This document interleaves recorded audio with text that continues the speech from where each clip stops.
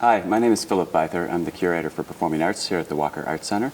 And with me is John Collins, the director of Elevator Repair Service, and Sibyl Kempson, the playwright of the brand new work that we just premiered last night.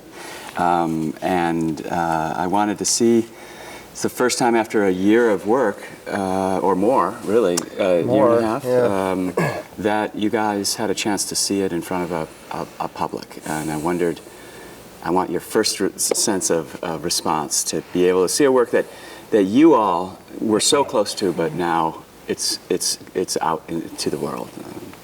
Yeah, it was exhilarating.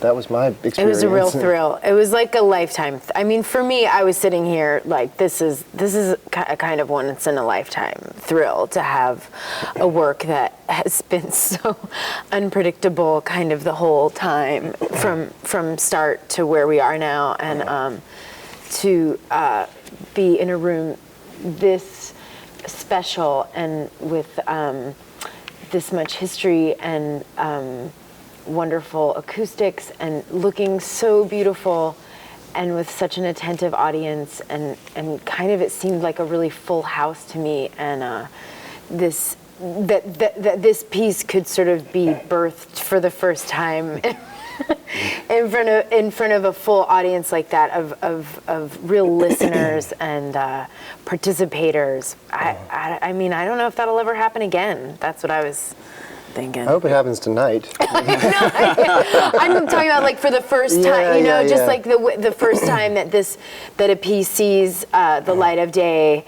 in this style was it was very moving. It was not unlike when we brought Gatz here and had the American premiere of Gatz. Right, 6 years ago now.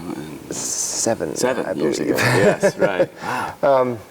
But we had been showing that to audiences before, but they were all in Europe. Right. And so there was a kind of, it was like bringing that piece home. Right.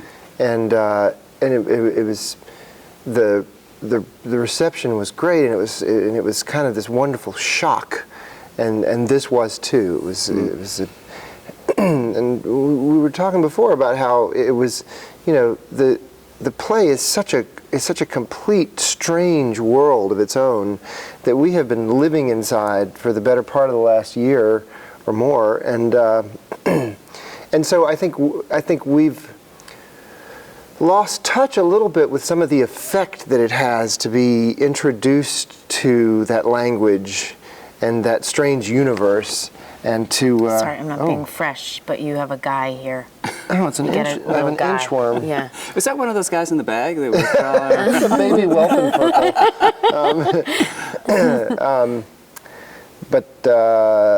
So to get to come and get the experience of people hearing this language for the first time, and getting introduced to this strange dream logic, and right. And they took to it so well that it was just exhilarating, and it not just to see how people responded, and to get the reassurance that it would get to them right away, but to see what that then did to the production, because the actors woke up in this incredible way. I'm having visited just that one chance to be in the rehearsal, watching in and out this past 2 weeks, it felt like people, like a completely different cast practically on stage. They were so there with all the material. And things. Yeah.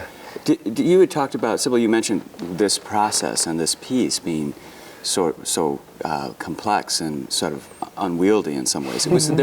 Could you, either of you, reference what was uniquely challenging about getting to this point? About either, Sibyl, you're writing this piece, or John, you're taking it on, and what were the biggest, what was the hardest thing to get to the point we were last night? It's funny, I think in some ways what was the most difficult was what we, well, I can only speak for myself, but was what, in a way, I felt like would be the easiest, or the most natural thing about it, which is that, we knew each other, we knew each other's work, we'd worked together in other contexts, and it seemed, and I think and we decided that it'll be so natural for us to help Sibyl make one of her plays, and for her to make a play on us, and for us to stage something that's written by her. And I think what that was doing, we were accidentally giving ourselves the courage to do something really difficult. You know, because... And how would you define that difficulty? Well, because we let each other in on our... each let the other in on his or her process very early. And so, you know, we were in there mucking around in trying to stage writing of yours before you usually even let people see it. Much less, you know, try to stage it. And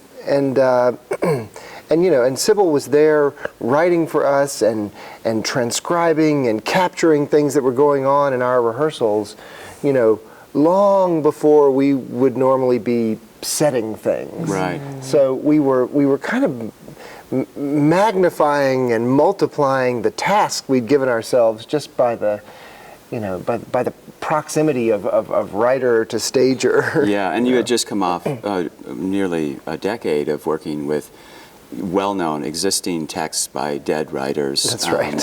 Where you could where the text never moved. And you could kind of push against it, deconstruct it, play around with it, and it wouldn't change. And here, I think you even referenced it, kind of, because it's such an alive process, and you guys were there in the room together working, it was almost like a moving target. Like, so, a living organism. At all times. There was never a moment where it felt like settled at all. And I still, even after last night, I feel like it's only going to continue to move and change. And for me, the scariest part is just trusting that this in this sea of vast amounts of detail, and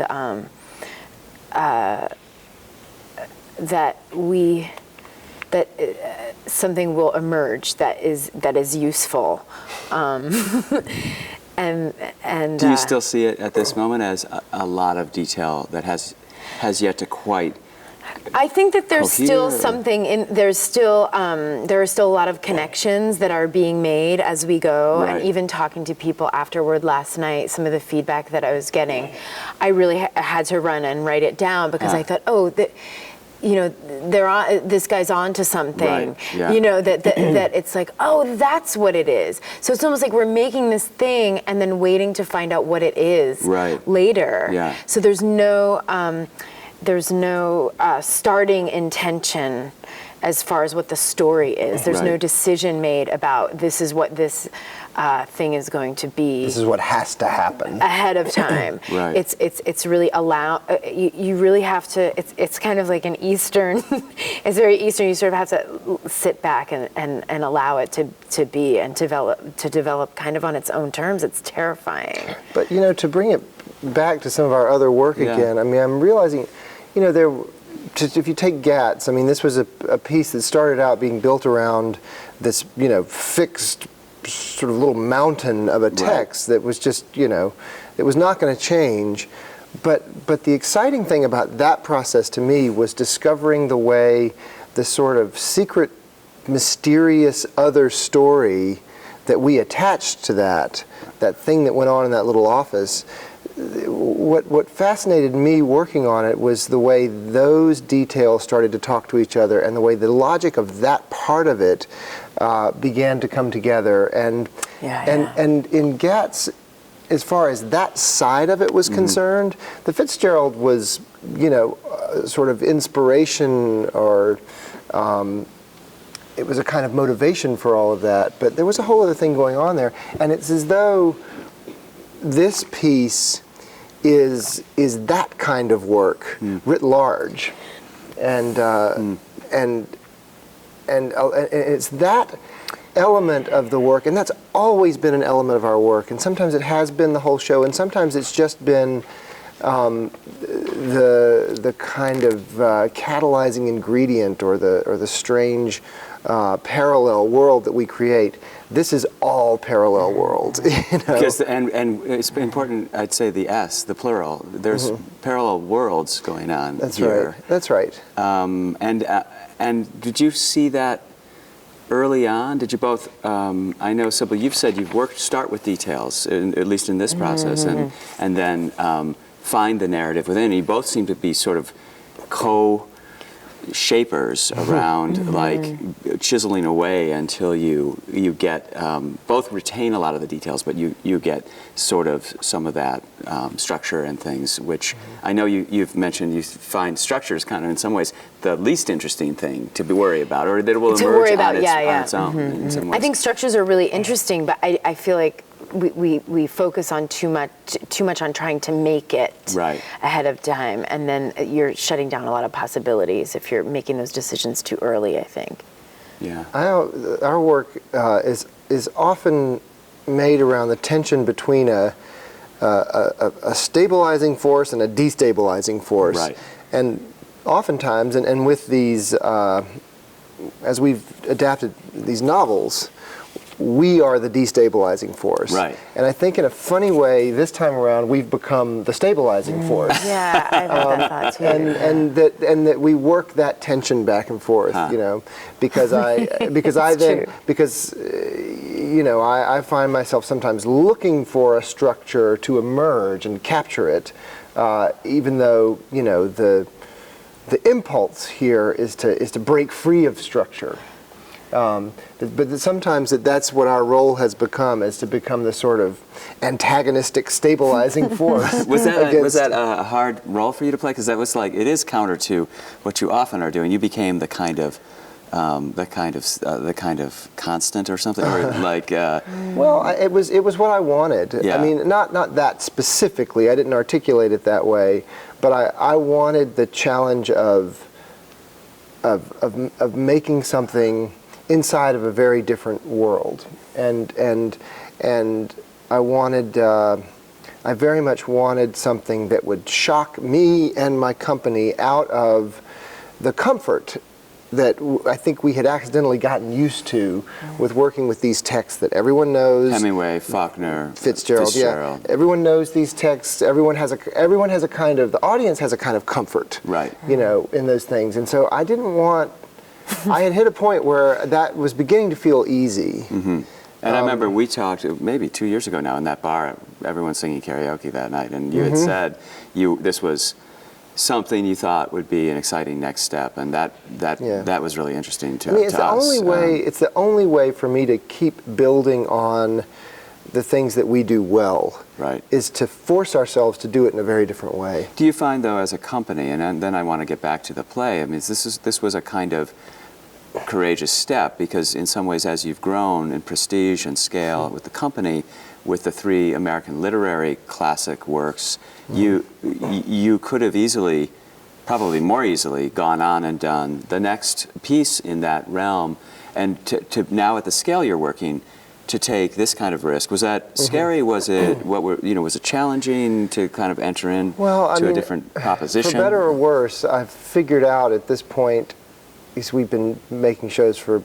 about 22 years, that the only way for us to feel satisfied and fulfilled in what we're doing is it has to continue to be a sort of struggle for us. Right. We have to feel like we're on the edge of our own capabilities and our own, somehow testing the boundaries of what we think we know about ourselves. Right. And so, yes, this feels like it felt risky, and it was kind of terrifying, but the best that I've been able to come to in terms of understanding how I work is that must mean I'm in the right place. Right, yeah. But it's interesting just in the way, I don't know, maybe American culture or how we age and what's expected of us professionally and things, that to take risks when you're a younger company and the budgets are smaller and the numbers of lives involved and things are less, there's sort of like, I see companies be channeled into like, well, no, you're expected to do, to now because there's so much more sort of, in quotes, at risk. So thank you for taking the chance both of you to enter into this world. It's a better kind of failure, I think. Right. If you fail doing that, you're better off than if you created some lame imitation of your last piece. Right, yeah. That sounds like the most utterly demoralizing thing to have happen.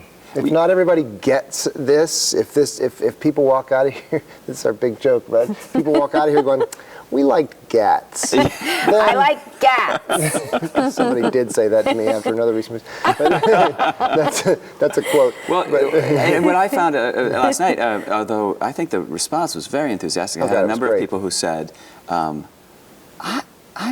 not sure I know what happened, but then the next step was, but you know, and then you could just see their wheels turning about asking a lot of questions and evaluating their own process of absorbing this material. And I felt like it kind of forced that in a way, and I had hoped that would happen, but I couldn't be sure if it would. And I think that the 2-hour length and not being given a break was tough a little bit, but.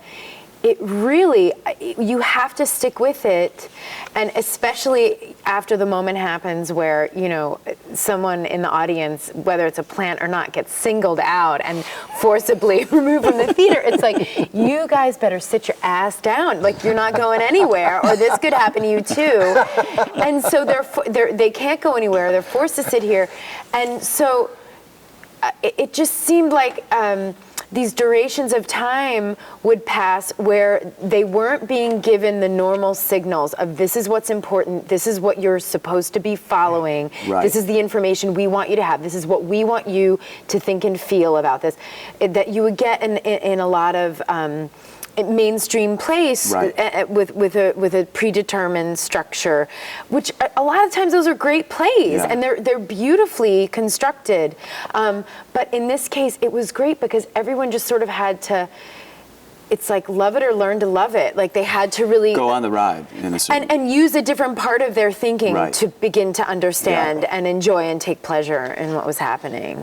Well, John, you'd said earlier that as a director, it required active, you had to be an active observer. And I noticed that in the audience, it really requires an audience to be actively engaged for a full 2 hours plus. They really, and you give them enough to ride through that duration and things. Well, that experience that you mentioned, that comment about, I don't know if I know what just happened, but I mean, that gets at, I think the best thing you can hope for by a certain time in your career is to be sure of what you want to be doing with every piece, and I'm pretty sure of that. Right. And it goes back to an experience I had when I was 18, which was seeing the Worcester Group's Frank Dell's Temptation of St. Anthony.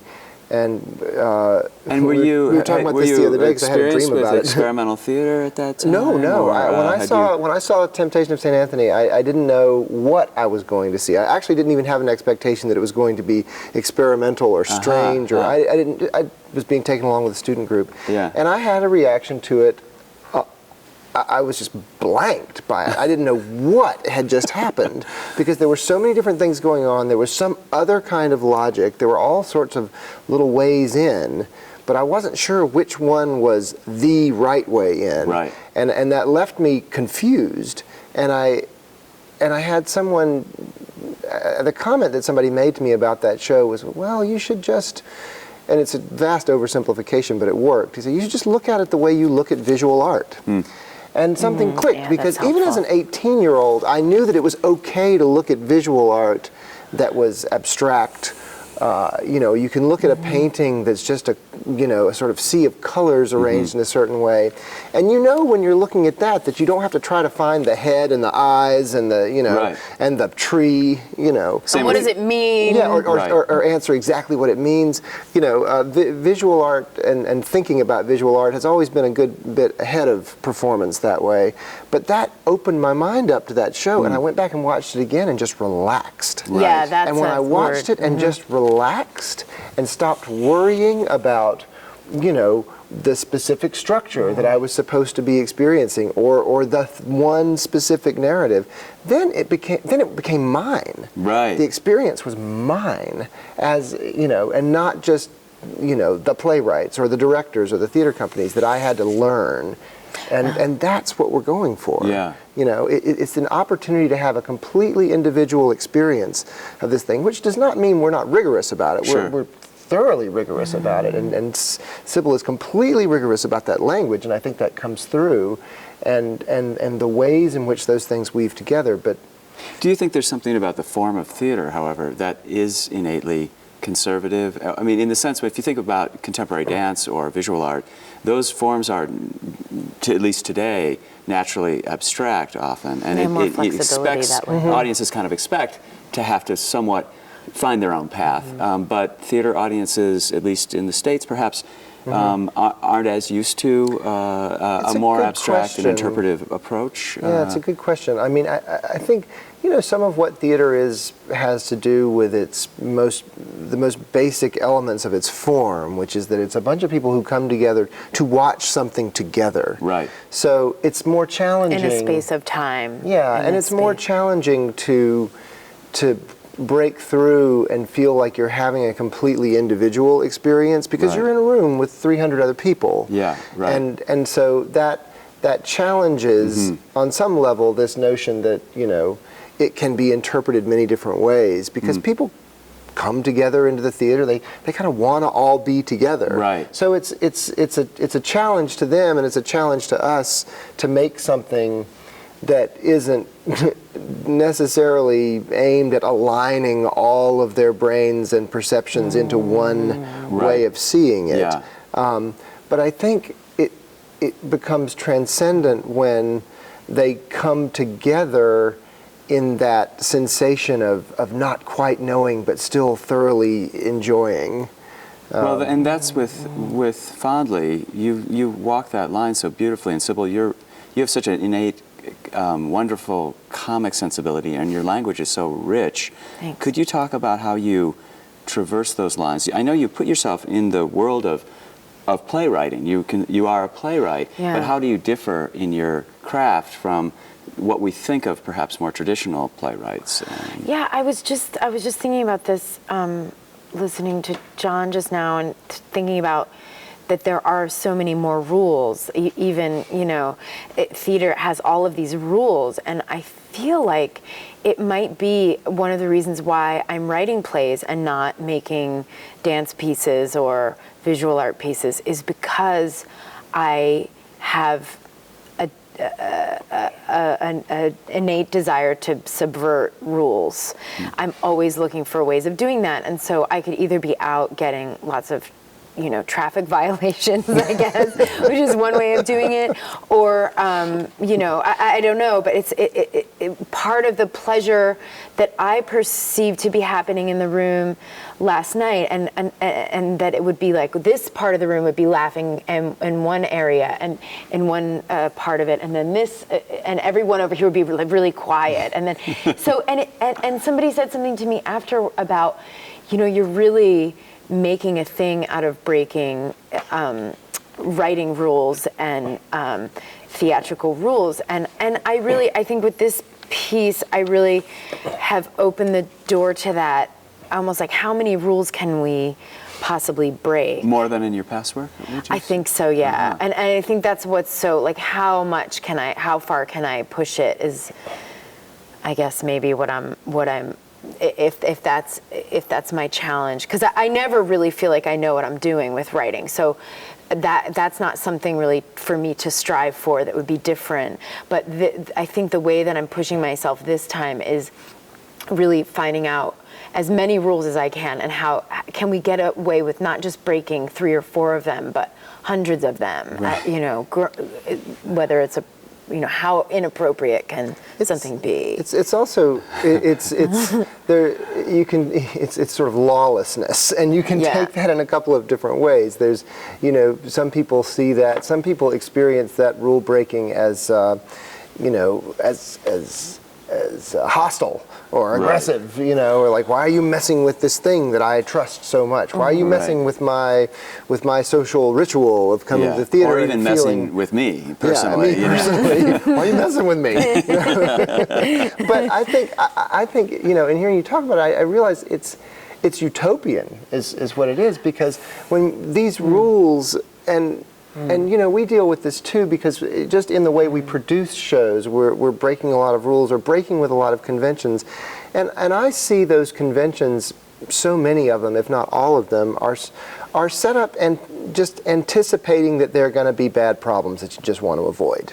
You know, you rehearse things a certain way, you divide labor in a certain way, you know, you perform and you write things a certain way because, you know, oh, if you don't do it this way, somebody's going to get their feelings hurt, or somebody's going to get upset, or somebody's producer's going to be mad. yeah, or somebody's going to have to work too hard. Right. And so, you know, eventually theater becomes divided up into different unions, and you know, eventually you get to the point where, like, even among the stagehands, it's like, well, I'm only touching props that are on this side of the stage, and those guys touch the props that are on that side of the stage. And eventually you just have all these rules that have divided everything up in fear of anything going wrong. Right. But the beauty of live performance is that it's always going wrong.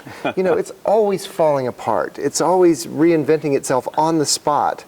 And so, you know, I think it's an incredibly hopeful and utopian, idealistic view we take of live performance, to not impose all of that on it, to let it exist this way, to let it break with all of those rules. Not because, I mean, partly because we get some, you know, sort of troublemaking joy out of all of that, but also because we believe there's something beautiful and truthful that's going to come once you peel all that away. Not just a bunch of, you know, problems between labor and management. Right, you know? right. Yeah, you've talked about that, and maybe both of you would like to comment. I mean, that balance between order and chaos, and there's moments in the play that feel like everything is spinning out of control. But there is also, I think you must have had to work hard to give an audience also a sense that they're in some hands that will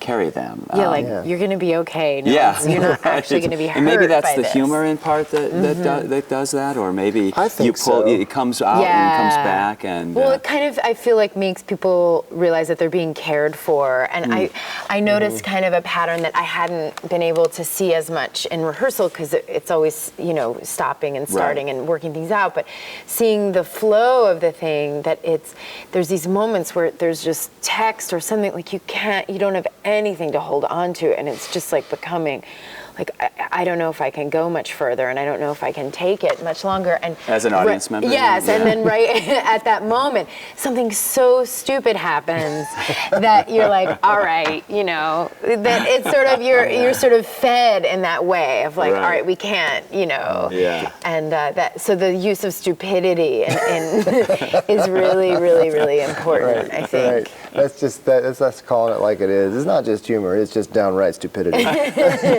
But it's in true. The best sense. In the best sense. Yeah. Because, well, it's important, I think. Because life is kind of stupid a lot of times. Well, and also then it's you're able to really examine something. It's like clown work. It's like you have to work with like, what's that, you know, and then like, so you're really having to examine, you really get a direct experience of something if you're approaching it from a place of stupidity. It opens you up. I mean, the humor has always been so incredibly important to me, because that's actually where I experience that, you know, that's how I have always experienced that sensation that I'm going for in making this work, is that it's not so much that we're trying to write good jokes, you know, and but that laughter is the expression of not knowing what the hell's going on, but enjoying it anyway. It's kind of, laughter's kind of a chaotic human bodily response. It's uncontrollable. And it's also it's a kind of it's social as well. Like audiences will sometimes, although as you said, this audience was like doing this. These laughs were like, which was wonderful, because you could tell it was hitting different people in different ways. Right. But it is a social experience, that laughter. Yeah. And it kind of has a wonderful way of creating feedback last night it almost was happening on stage. Well, there were a few moments I wasn't sure if this was intentional or No, not. they broke. I was wondering about that. Yeah, but it was wonderful because it was the audience. There was a line where Lorena's talking about her frozen meat that she's been preparing for dinner, and she said, "I've been keeping it like a spoiler alert." You know, Yes, right. I've been keeping it. I've been keeping it like a secret in our icebox, and the audience kind of lost it, and the actors And knew that wasn't even the that good a better line was coming They next. were going to get slammed. and it was just so hard to hold it together, and I think that energy went back out of the Because audience. she knew and she had to say this line coming up. right, It was beautiful. The next thing was going to be a topper. But that's great. I mean, I think, in that moment, I don't know what more you could ask for in this theater. Yeah, that's true. Well, I was going to ask you about the notions of gags. You know, when you think about jokes and gags, and even sound, there's some, kind of really clever sound gags. And some not so clever sound. Yeah, right. And I wondered about, because often culturally we think of, a joke or a gag as the kind of lowest common denominator, and what the sort of what the kind of value you find in it in sophisticated theatrical practice and things. Yeah, well, I mean, I guess it's the same kind I of think thing. you got to be careful with that idea of sophisticated. Yeah, I know, You right. don't want to end up like Daisy Definitely not. Buchanan, But you have to. I mean, you have to keep dumbing it down, and not because anybody is dumb, but because we're too intelligent. Like it's too much focus on intelligence and importance and relevance, and We're kind of knocking ourselves back when we do that, in a very healthy way, I think. But there's a sort of tongue-in-cheek quality about it at times as well. There's you sort of like you get the sense it's a kind of low comedy in a certain way, and so that consciousness is kind of built in. It's just what we love. I mean, I think and when someone makes a joke in rehearsal, like that to me is what. For me, that is my experience of elevator repair service, and I love their work. I think it's really important. I love performing with them, but for me, it's when everyone is in the room. It's like this sort of crock pot of jokes and crackpot of jokes, and I was wondering. that's the real creativity to me. Is that why you were interested in coming in back to ERS and with your play and working in this process? Oh yeah. When I was in rehearsal, I have to admit to a certain kind of anxiety as a commissioner, and I stopped in, and it did seem like so much people were horsing around. I'm like, and this is 3 weeks before you guys were coming. Oh my God. And then the only person that seemed in any way stressed at all was John, who I am. But I wondered about. It seemed to me after I left, and I cat sort of herder. I felt like yes, they only got through 2 minutes in that 2 hours. I thought, and everyone was having fun. I sort of thought that must be really a play is part of the process of how this company works and how. Yeah. The playfulness is important, and we take it for granted. And I think I think if you want to have an ensemble of people who continue to work together from one piece to the next, it just can't be based on everybody thinking everybody else is so damn smart. Right. I mean, because Meaning a level you'll of suffocate trust that way. yeah. It has to be people who thoroughly enjoy being together and who speak a kind of language with each other. And I mean, it would be one thing if we did that among ourselves and then tried really hard to communicate something really different to our audience. Really what we're doing is we have a certain way of existing together, something that holds this company together socially is the same thing we want. It's the way we want our audience to feel drawn to us, is the way we feel drawn to each other. And so we're I think, just intuitively looking for ways to share that sensation. And it's what keeps us going. It's why we love to come to work, because we know we're going to have a really good time, and because we know that through playing and even through screwing around and making jokes at our own expense and at each other's expense, or at the expense of the material we're working on, in a way, Right. we know that that's going to ultimately lead to something that that we're proud of. Yeah. If that makes any sense. Do you have to sometimes hold yourself back though and say, you're getting nervous about the amount of time you have left to finish making a piece or something? He says it every 20 minutes. You must have been on good behavior when I was there. But I was thinking, in order to allow that sense of playfulness and space and oxygen in the room and things, that you must really have to be disciplined with yourself about not cracking the whip. Well, it's what too makes much. But the discipline, or the structure, or whatever those. There always has to be another force working against that force of chaos and play. Sure. Huh. This is the other thing that I just believe in deeply. A lot of our shows are constructed out of a kind of tension between two things, right? And one thing pushing back against the other thing, and sometimes I do have to be the one who bears. I have to be the one who manages that tension. So sometimes just in the form of all right, guys, come on, and but even it's a huge math problem. Just you take any 2 minutes out of this piece, and it's like, so and so has to cross to this end of the couch before you get over to that stool, so that I can come in with a picture, and working. That kind of stuff. So many props, and the whole set is alive. It'll drive you crazy. If you don't have an outlet to then I would go totally mad. Yeah. Right. And a lot of that is just not seen by the audience. As it is supposed, as one would hope. Yeah. But it's so carefully calibrated and choreographed. Thank God. These walls, it's but amazing. The thing is, some of that careful calibration is about, in rehearsal, we'll try very hard and in a very disciplined and rigorous way to achieve X, and that effort will fail, and we'll get Y, and then we realize that Y is better. Right.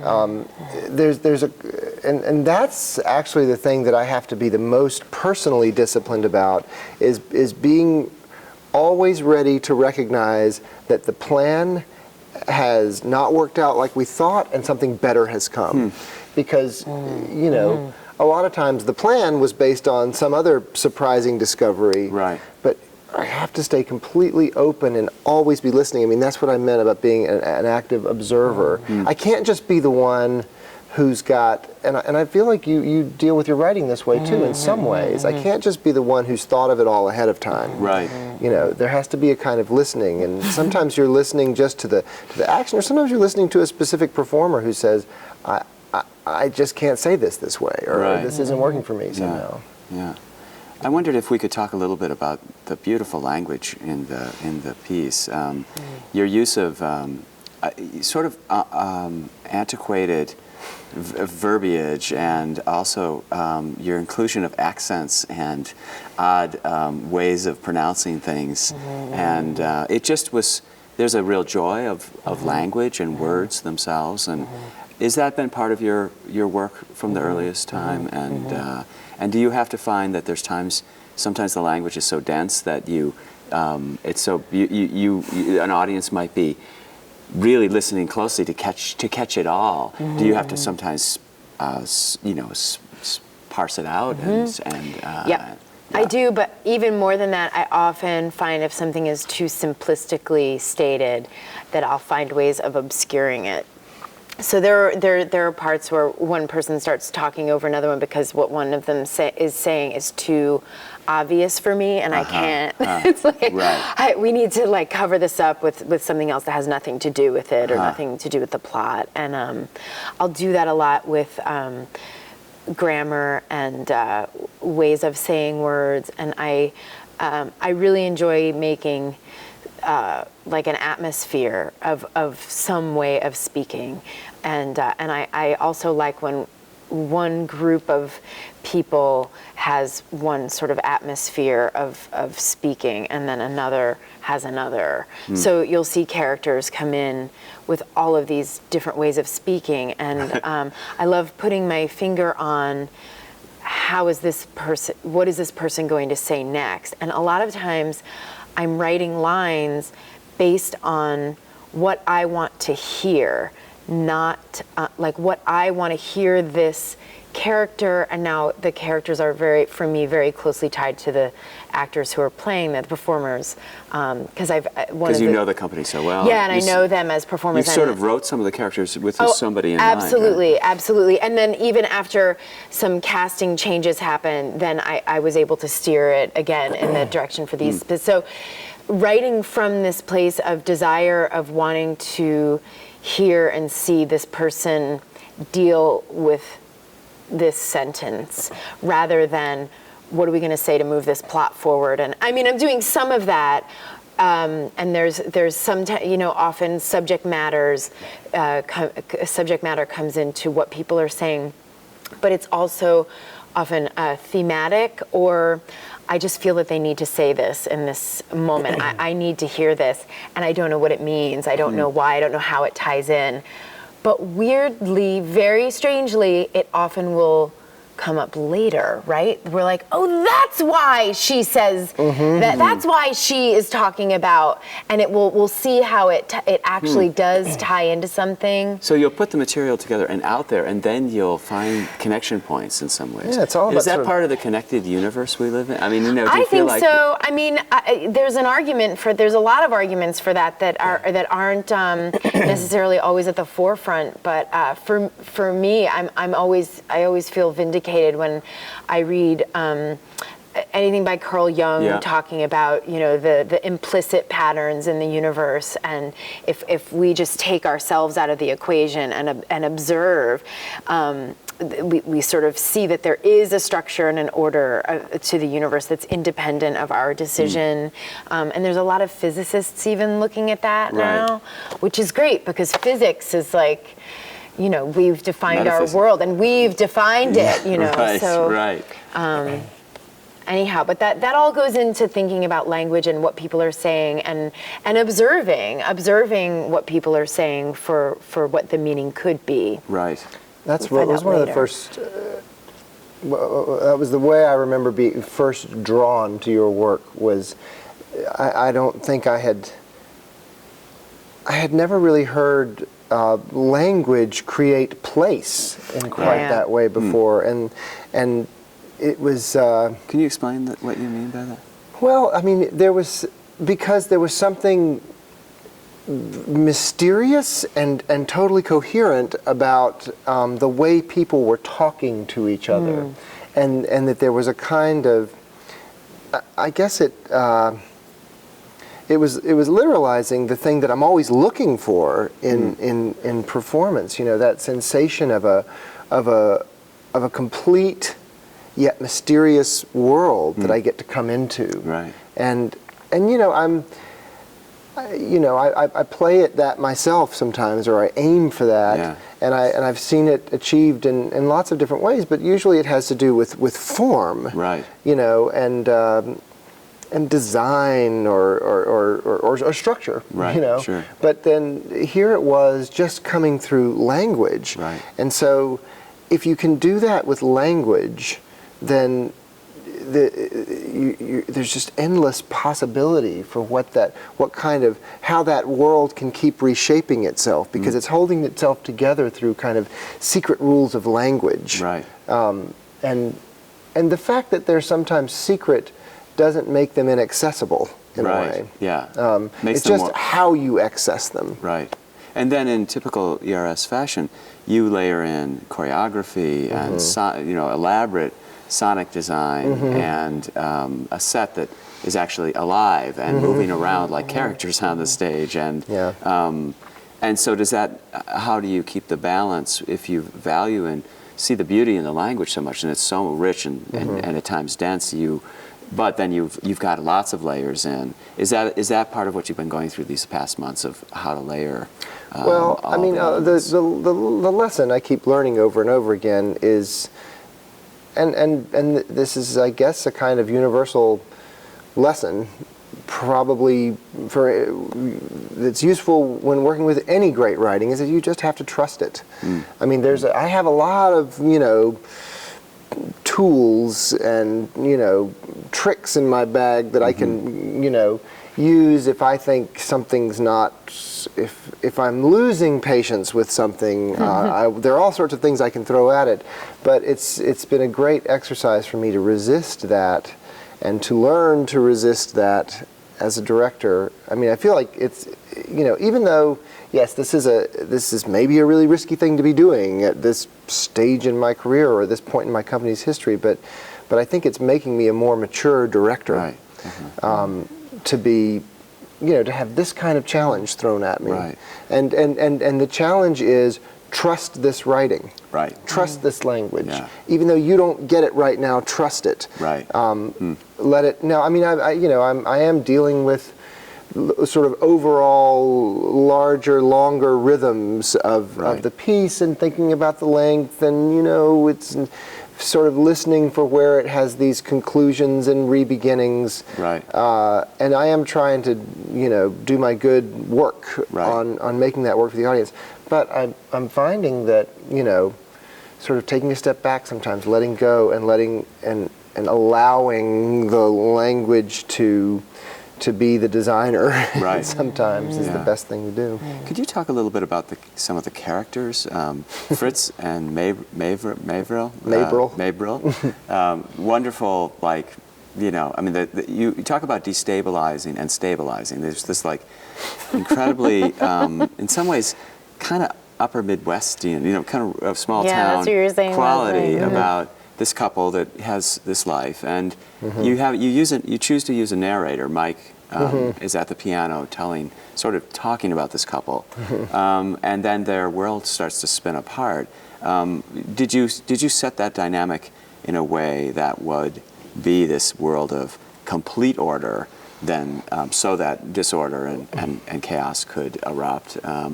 How did you see your two principal starting characters? Well, I didn't see them at first at all. The first writing, John will recall, that I brought in was like really the spinning out of control part. So that's really where we started.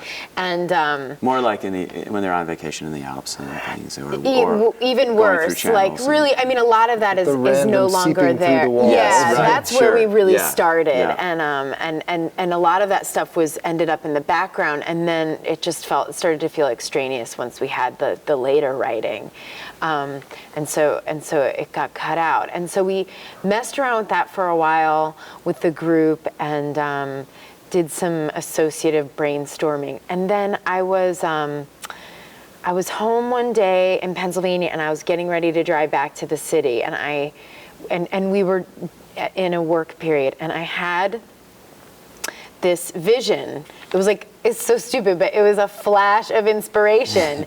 And I saw Lorena Allen and Vin Knight as this married couple, and of a certain age, and they were tied to the times where my father is the youngest of 7 children, and youngest younger by many years. I think his closest sibling was 8 years older than him, and then they went up from there. And the last one, we just lost her, my Aunt Dot, this past year, and she was the last one. And they had a very, I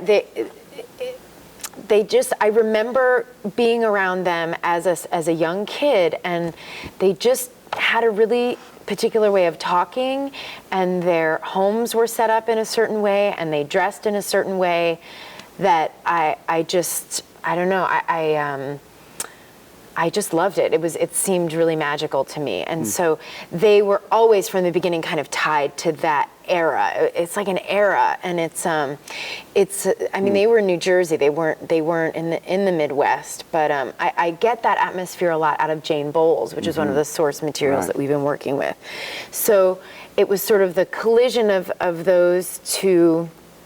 I keep using the word atmosphere, but I think I'm just tired. I can't think of a better word, but that's what they were. And I just sat down at a kitchen table, which is not unlike this, it was in my mother's family for many years. And I was supposed to be packing up to go back to the city, and I just started writing it. And I had to be at my day job later that day, and so I only wrote like the first, I don't know, two scenes or something. Yeah, like the representative shows up. Maybe 5 or 6 pages. And And we had rehearsal that night, and I printed it out and brought it in, and we started reading it. And but I really wish that I had just, because I think it would have been a completely different play, and it would have been a whole, because it was one of those things where I saw the whole thing, and I just needed to sit down and write it, but it would have taken me 4 days to do it. And so I got the first 5 or 6 pages out, and I think I coughed out a little bit more after that. But by then, it's like remembering a dream. Like it had faded, and so we had to take it in some other directions. Because you could have seen Fritz and Mabril being a whole story in and of There themselves. was a whole vision. There was a whole thing that came along with it, which it's gone. I mean, I didn't do the sitting down. Yeah. I went to the I chose to go to the day job, and now we have this. But at the same time, I love that we are. There's one point where we don't get those characters anymore for a while. Like they're kind of gone in Act 2, and this whole all these other people. So it really gives the whole company a chance to come in and have their say and get like a juicy amount of stuff to do. And I love what these performers are doing. And that was one of my goals at the outset, was I want to write good parts for all of I want everybody to have a good part that they can really sink their teeth into, and so that's allowed this. What role do the members of ERS, do the performers play in adding to the creative sort of embodiment of these characters? Well, in this case, I mean everything. I mean, I'm bringing a lot to the table, and I'm really writing off of their energy, but I'm also I'm writing from what I want to see them do, or something. Yeah. Like I don't want to write a part and then have them have to like fit themselves into it. I want to write something where they just explode. And it depends on the performer. I mean, we don't have a fixed, predetermined method. Right. There's not one way of acting inside this company, and except that I want people always to be able to bring as much of themselves, not just to what their parts look like in the end, but in how they approach them. So, it really depends. I mean, I think that you take like Vin and Susie, Vin is, he sort of absorbs things and has, has a very personal way of going about it, but it can stay very internal, and then all of a sudden, where he's a real listener, and then with and Susie's is kind of a dramaturg, she's constantly engaging, and she's bringing in research and makes her part work for her that way. And everything in between. I mean, there's not really there's no right or wrong way. Right. And this is why I'm always being asked to think about this, because people often want us to teach. Right. And we do a lot of work with students, and we do workshops, but we don't have a method. Right. We don't have a prescribed a routine single way, or and I think that's wonderful, and that and so everybody's a little bit different that way, and this is another case where. I think that's something that Sibyl has had to contend with a little bit in creating these parts.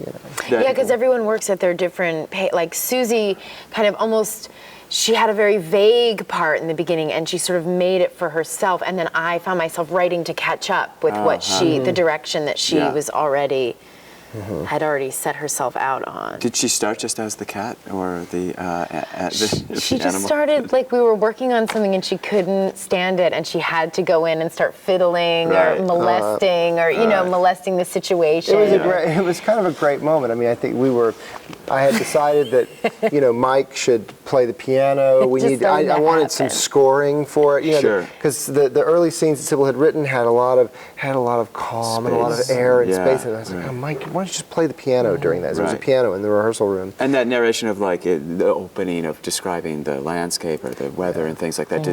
Did that come from you asking Sibyl, like maybe we should have, or that was all she there writes from the start? Unbelievable stage directions. I was crazy stage directions. And I can't resist it. Yeah. And that's probably partly because I was a little bit in the habit of dealing with prose. Right. For all this work with the novels. So it almost in a kind of knee-jerk way, I thought, well, somebody will read that, right? I mean, somebody has to say that because this language is beautiful. And it's funny because there's in the opening, it almost like, thinking back 7 years ago, it almost reminded me like we were picking up from where a certain energy from Gatz with a certain kind of narration had, and then it moves into a whole nother world. But there's sort of like a story telling, a prose-like quality at the start of the piece. But there was a beautiful moment, just because you were asking about Susie in that part, there was a beautiful moment early on where Mike was reading the stage directions and playing the piano, and Vin and Lorena were moving sort of slowly through Fritz and Maybell's routine, and Susie just was sitting off stage and just said, she might have a different answer for where this came from, but it seemed like this very spontaneous thing of like, I'm gonna bust through this pretentiousness, and she crawled out. I don't even know if she meant to be a cat, but she just came crawling out onto the stage and without any prompting, and like kind of crawled over to Mike and took the shoe and hit Vin's ass.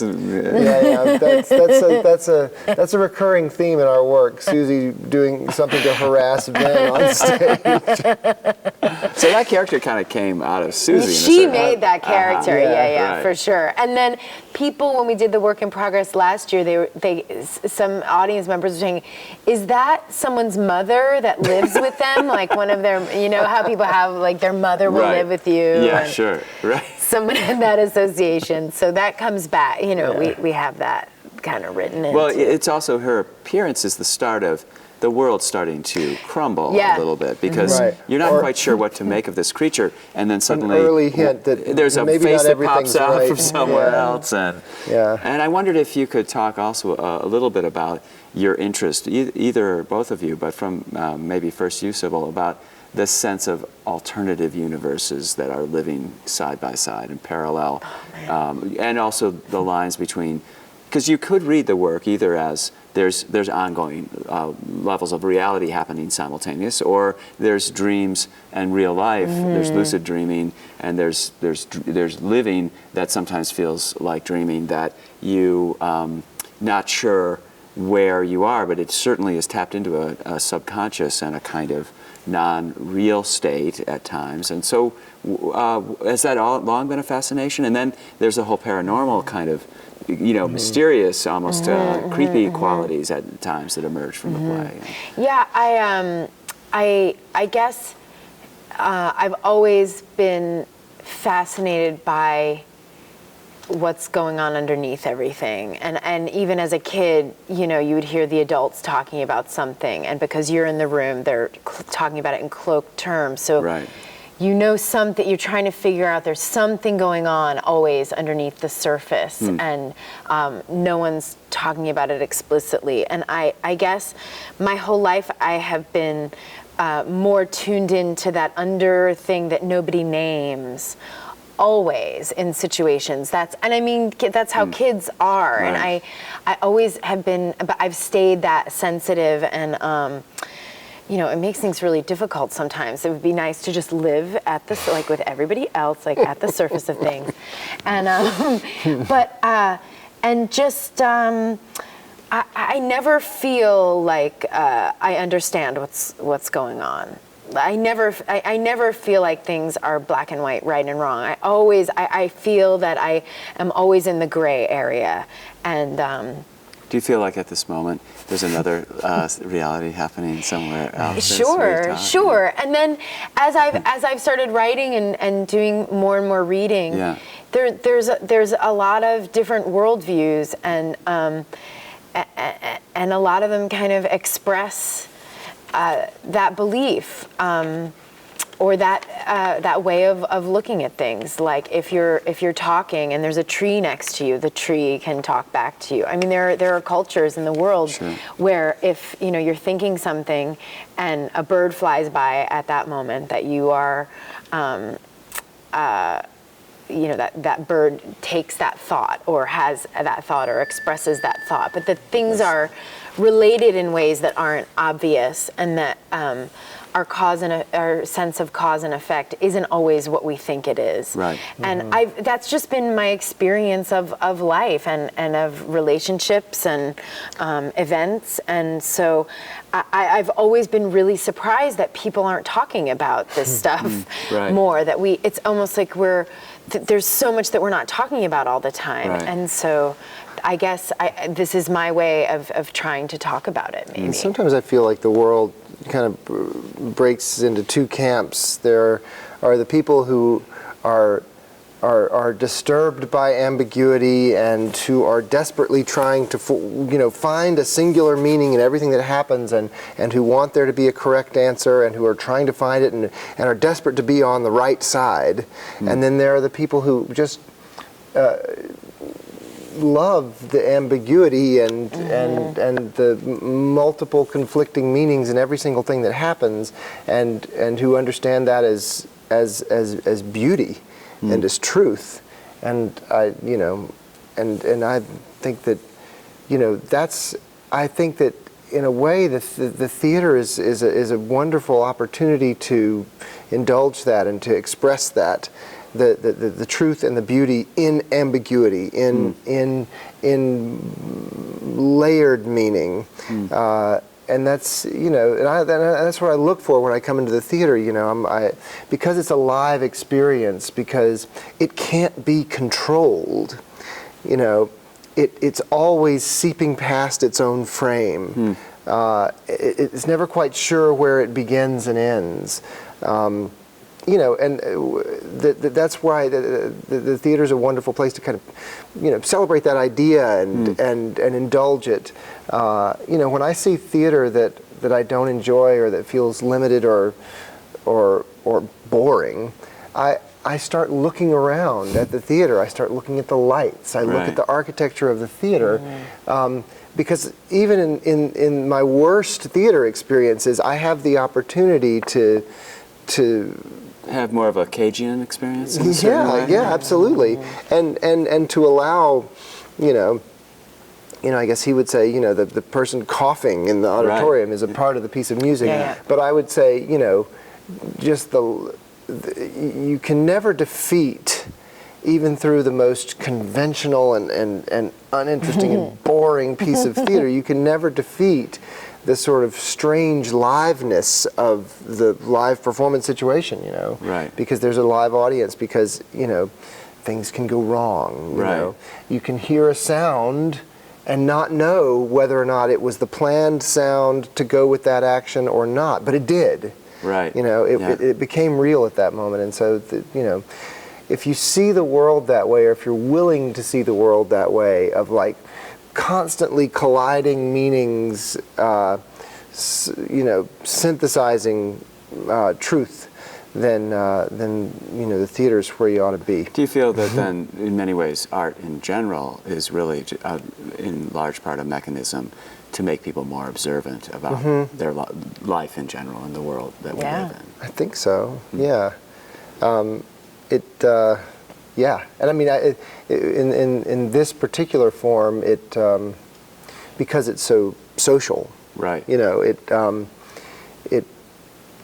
What does that social do? I don't know. For I think it challenges us to deal with those kinds of things out in the open. There's some safety and not to hold one form up above another, but I mean, I think there is some safety in, say, visual art, because you're really encouraged to just have a private experience of it. Yeah. You would never expect 2 or 3 people standing in front of a painting together in a museum to be like having a common reaction to it. Or even in any way stay the same period of time in front of it. Exactly, right. The one will stay a minute, the other stay a long time, and that's all acceptable. But there's something about, the social experience of theater that forces us to turn all those ideas inside out, you know, Right. and think about them and experience them together and deal with the fact that we react differently to some things, Right. you know. So it's kind of terrifying and you know and causes all sorts of special anxieties, Yeah. I think, among us and audiences. But it also offers the possibility of an incredibly transcendent social experience. Huh. So where do you think the work will go from here? Not physically, like what theaters or wherever, but do you have things now after the first time out in front of a public that you'd like already that you know you'd like to do with it further, or? We have some plans that already exist on paper for it. You know, additional scenes, but I think and especially after last night, I'm just, you know, I'm really excited to have the opportunity to listen to the experience of it performed live in front of an audience. And I think that I'm just starting to get impulses from actually seeing that relationship for real between this play and an audience that are starting to tell us things. Yeah, that me too. We're just Same beginning to know. Were you surprised how much further along, after now seeing it in front of a public, that you feel the piece is, in terms of, you know, where by the last performance it has at some point years down the road, you know, what this piece may look and feel like at this I point. think it'll look.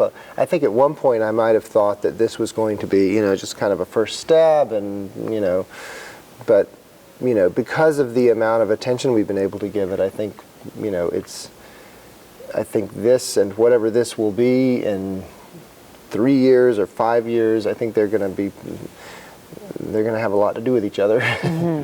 Yeah, for sure, for sure. Yeah, it's hard for me. I mean, I saw so many things last night totally anew, and I was being given so much information. It was almost like researching. It's like more research, seeing how it all plays out in the room with everybody here participating. And I mean, my big challenge would be I don't know how to whittle it down. Like, it almost seems to me to be continually proliferating. And, you know, I wasn't like, oh, I see the through line now. It's like, oh, like all of this stuff is sort of so. And you didn't see like, oh, that scene, I guess I could take that out. Well, I did. I did see parts that I felt like, well, we don't need that much of that anymore. Right. We don't need that much of that. But I also saw more possibilities. So I really, I have no idea. I'm going to be looking a lot to John to help me out with that. Because you have two more nights in front of two completely that's true other too. audiences. And I'm going to bring my notebook tonight and write stuff. I just wanted to watch it undistracted and like get the sense of, but I think I might try to sit somewhere where I can write without distracting anybody and just take some ideas, because it was a lot of ideas. And then talking to people afterwards, there were so many. Did you find that useful? Everyone I talked to had something useful to say. Everyone that I talked to had something useful to say. Were you surprised at the variety of response? I mean, of actual what it conjured up in people, and what people were responding to? I was shocked at how at how engaged people were, and when they were talking to me about it, how far they went into it to be able to contend with it in the way that they did. Because my big fear was that it was going to just be too much stuff and it would be too opaque. And I mean, I was really ready to be brought out of here in handcuffs. But the observations that people made were wonderful, because it was like, I just put this thing out there, and then it was like, it bounced back. It's like those radio waves that end up bouncing back from space, and then I was able to say, oh, that's what that is, you know. Where I never would have been able to say, well, oh, I see what from rehearsal. Yeah. Some stuff I can see, but now I'm really seeing way more. So maybe that's our cue. But I think this has been such a pleasure. It's one of my favorite things to be able to actually talk in a serious way about work right after it's gone out to the first public. It's exciting. So I think I'm going to just thank you guys both. Thank you, Phil. it was a kind of gift to us to have a chance to help you give birth to this new work. So Well, we are deeply grateful. Yeah, Wow. deeply grateful. we look forward to its years of success as it moves forward. So thanks.